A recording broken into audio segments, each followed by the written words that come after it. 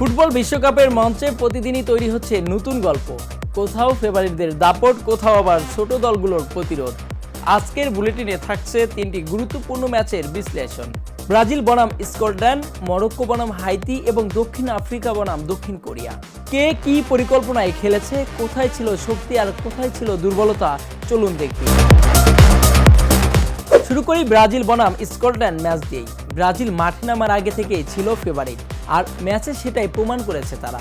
Scotland শুরুতে চেষ্টা করেছিল নিজেদের রক্ষণ শক্ত করে ব্রাজিলের আক্রমণ থামাতে, কিন্তু ব্রাজিলের আক্রমণ ভাগের গতি ও টেকনিক্যাল দক্ষতার সামনে তাদের পরিকল্পনা বেশিক্ষণ থেকে। ম্যাচের মূল আকর্ষণ ছিল ভিনির জোড়া গোল আর 20 মিনিটে নেইমারের ক্যামিও। 3 বছরের অপেক্ষা ঘুচিয়ে নেইমার তার আলোর ছাপ রেখেছেন। গোলপোস্টের লক্ষ্যভেদ না হলেও ভক্তদের প্রত্যাশা পূরণে সফল নেইমার। অন্যদিকে ভিনির হ্যাটট্রিক মিস করা নিয়ে চলছে সমালোচনা। রেফারি ভুল সিদ্ধান্তে ভিনিকে 2 গোল নিয়েই সন্তুষ্ট থাকতে হয়েছে। পরপর ম্যাচে 4 গোল করেও ভিনি ফেভারিটদের তালিকায় চলে আসার জানান দিচ্ছেন। এবার ব্রাজিলের মূল পরিকল্পনা ছিল উইং দিয়ে আক্রমণ তৈরি করা, মাঝ মাঠে দ্রুত বল ঘোরানো, স্কটল্যান্ডের ডিফেন্সে ফাঁকা জায়গা খুঁজে বের করা। ব্রাজিল যখন বল পজিশন ছিল তখন ফুলব্যাকাররা উপরে উঠে অতিরিক্ত আক্রমণ তৈরি করেছে, ফলে স্কটল্যান্ড ডিফেন্ডারদের সামনে একসঙ্গে 2-3টি অপশন তৈরি হয়।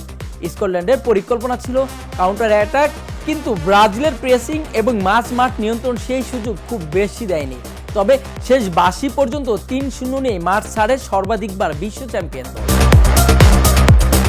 এবারে মরক্কো বনাম হাইতির ম্যাচ। মরক্কো সাম্প্রতিক বছরগুলোতে বিশ্ব ফুটবলে নিজেদের নতুন পরিচয় তৈরি করেছে। তাদের ফুটবলে এখন শুধু রক্ষণ নয়, আক্রমণেরও অনেক বেশি আধুনিক।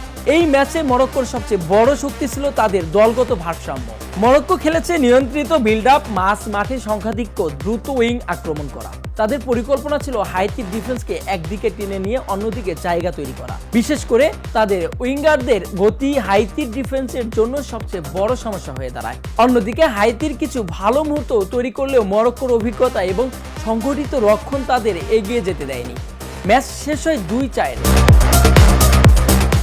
শেষ ম্যাচ দক্ষিণ আফ্রিকা বনাম দক্ষিণ কোরিয়া। দুই দলের ফুটবল দর্শক ছিল ভিন্ন। দক্ষিণ আফ্রিকা চেয়েছে শারীরিক শক্তি ও গতির মাধ্যমে ম্যাচ নিয়ন্ত্রণ করতে। অন্যদিকে দক্ষিণ কোরিয়ার শক্তি ছিল দ্রুত পাসিং এবং দ্রুত আক্রমণে ওঠা। দক্ষিণ আফ্রিকা দ্রুত কাউন্টার আক্রমণ করে চেষ্টা করেছে দক্ষিণ কোরিয়ার পেস ভেঙে সরাসরি আক্রমণে যেতে। অন্যদিকে কোরিয়া চেয়েছে ছোট ছোট পাসে জায়গা তৈরি করতে। তাদের আক্রমণের মূল লক্ষ্য ছিল উইং ব্যবহার করে ক্রস তৈরি করা, কিন্তু দক্ষিণ আফ্রিকার ডিফেন্সিভ সংগঠন তাদের অনেক সময় আটকে দেয়। ম্যাচের ফলাফল দাঁড়ায় 1-0 গোলে। বিশ্বকাপের গল্প এখন আরো জমে উঠেছে। যতই দিন যাচ্ছে ব্রাজিল নিজেদের শক্তির জানান দিচ্ছে। মরক্কো আবারও প্রমাণ করেছে আফ্রিকা ফুটবল বদলে গেছে, আর দক্ষিণ আফ্রিকা দেখিয়েছে লড়াইয়ের মানসিকতা।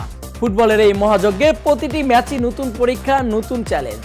দেখছিলেন ঢাকা জার্নাল। দেখা হবে পরবর্তী বিশ্বকাপ বুলেটিনে।